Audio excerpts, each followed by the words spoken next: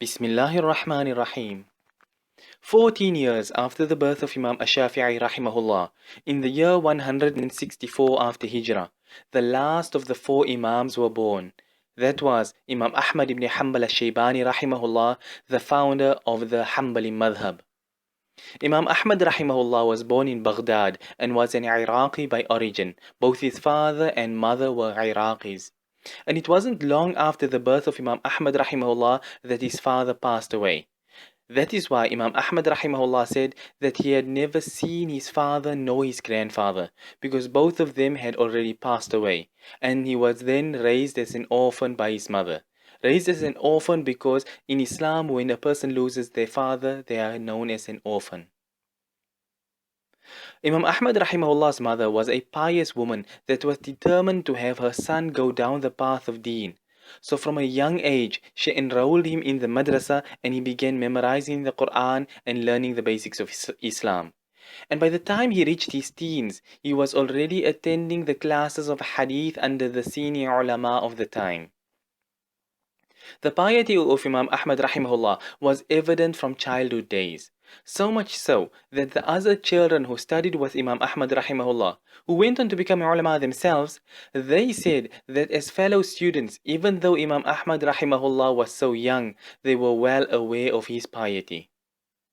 And so it was with a nature and a character like this that Imam Ahmad Rahimahullah grew up and continued his studies of the deen, which took him to all the major centers of learning in the Muslim world.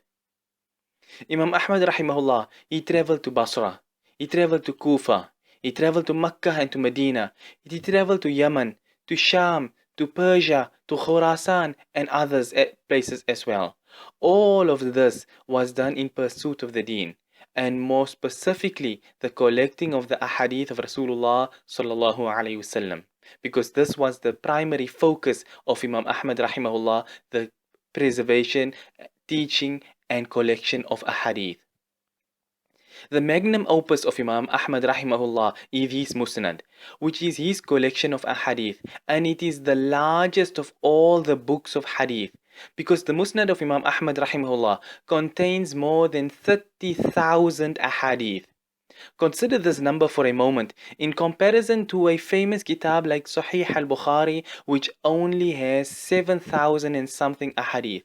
So the Musnad of Imam Ahmad Rahimahullah is roughly 5 times larger than the Sahih of Imam al-Bukhari Rahimahullah.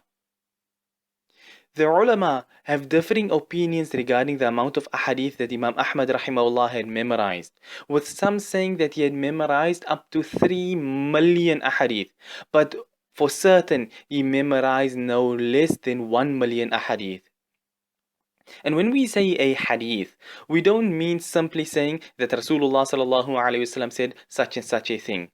Rather, what it means is that it's the words of Rasulullah sallallahu alaihi wasallam along with the entire chain of narrators. So it would be, for example, Imam Ahmad rahimahullah narrating from his teacher, who heard from his teacher, who heard from his teacher, right up till the tabi'i to the sahabi to Rasulullah sallallahu alaihi wasallam, knowing each and every single one without mixing them up, without missing someone in the chain.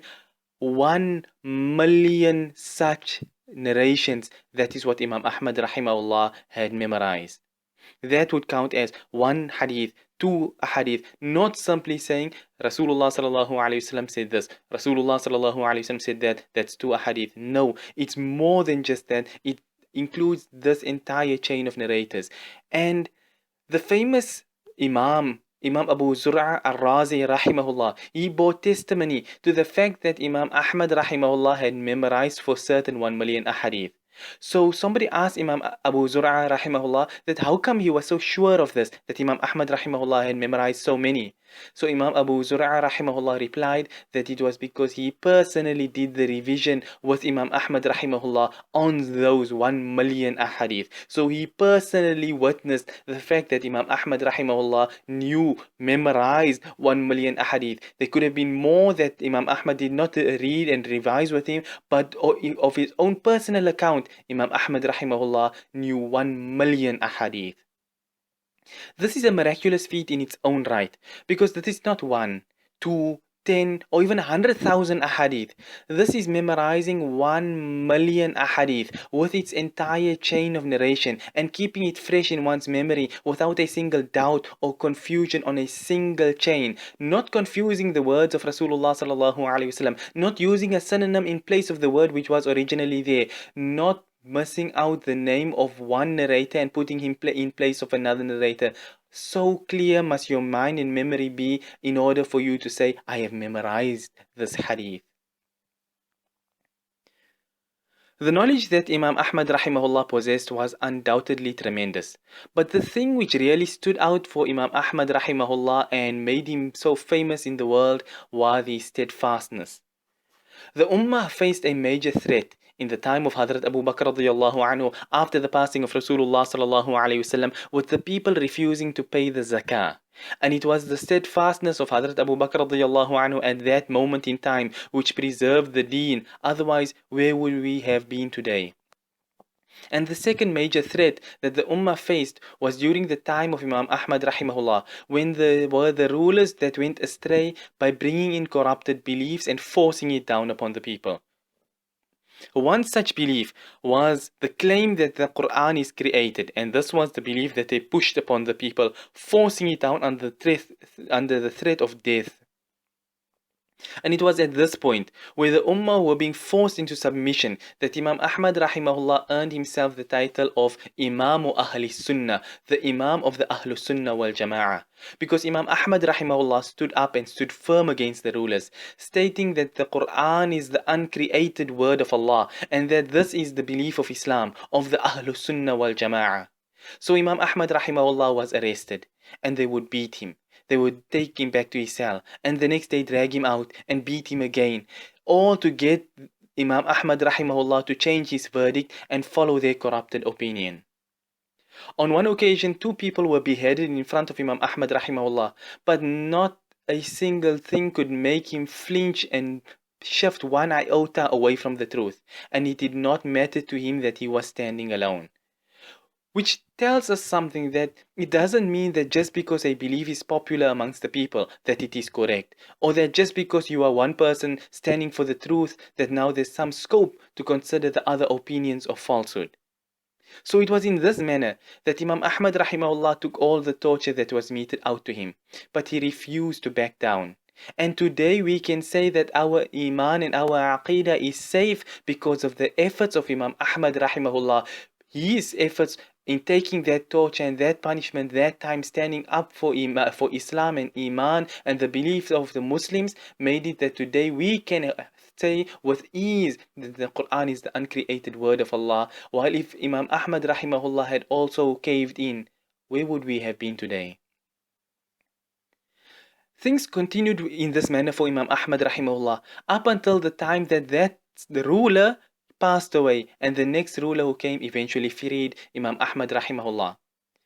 Today there are few people who even know the name of the ruler that jailed Imam Ahmad Rahimahullah, even though it's well known in the books, but the normal man in the street don't know the name of the ruler. But there's not a single Muslim on this earth who does not know who Imam Ahmad Rahimahullah is. At the time when Imam Ahmad Rahimahullah passed away, there was not a Muslim but that he was affected by the death of Imam Ahmad Rahimahullah. And the ulama mention that more than 500,000 Muslims flocked to attend the Janazah Salah of Imam Ahmad Rahimahullah. There are many lessons to be learned from the life of Imam Ahmad Rahimahullah, but the biggest lesson a person can take home is that if you remain true to Allah and you are steadfast and unwilling to compromise the deen, then even though you may endure some difficulty in this life, you will end up being successful in this world and the year after. May Allah grant us the understanding and the ability to always stand up for the truth even if we must stand alone. And let us not become weakened due to the fact that there is a small group of people who strive to keep Islam alive in the world and in their lives. آمين يا رب العالمين وآخر دعوانا أن الحمد لله رب العالمين.